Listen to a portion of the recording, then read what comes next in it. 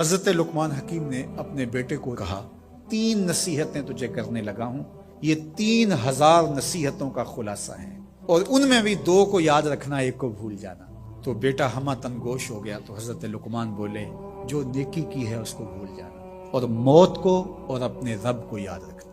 یہ میری ساری نصیحتوں کا خلاصہ ہے۔ جو نیکی کی ہے وہ بھول جانا، چاہے وہ کسی شخص کے ساتھ کی ہے، چاہے وہ نیکی عبادت کی صورت میں ہے، کسی رشتہ دار کے ساتھ نیکی کی ہے، تو کہا بھول جانا جس طرح کی ہوئی نہیں ہے۔ حضرت معاذ بن جبل رضی اللہ تعالیٰ عنہ حضور کے روضہ انور کے سامنے بیٹھ کے رو رہے تھے۔ حضرت عمر گزرے تو پوچھا اے معاذ کیوں رو رہے ہو؟ کہا صاحب مزار کا ایک فرمان یاد آیا جس نے رلا دیا۔ کہا وہ کیا فرمان ہے؟ کہا ایک دن حضور نے کہا تھا ادنا سی ریا بھی شرک ہے، تھوڑی سی ریاکاری بھی شرک ہے۔ اللہ صرف اس عمل کو قبول کرتا ہے جو محض اس کے لیے کیا جائے۔ تو نیکی خالص اللہ کے لیے کریں گے تو قابل قبول ہے۔ اللہ تعالیٰ غیرت والا ہے، وہ کسی اور کو اپنے ساتھ شریک ہونا پسند نہیں کرتا۔ نیت کا خالص ہونا شرط ہے، ورنہ محنت بھی کی، سجدے بھی کیے، خیراتیں بھی کی، سب کچھ کیا، لیکن نامہ اعمال میں 0 کو ہوگا۔ تو ریاء سے بچنے کی تلقین کی گئی۔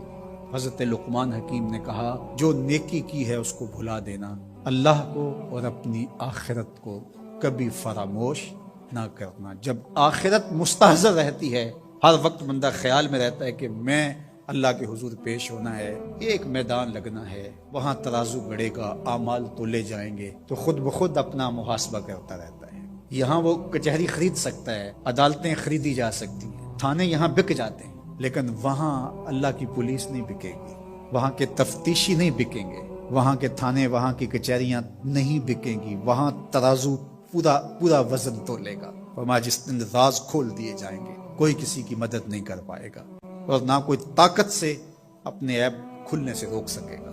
تو جب مستحضر ہوگا کہ میں اللہ کے حضور پیش ہونا ہے، ایک کچہری لگنی ہے، ایک عدالت لگنی ہے۔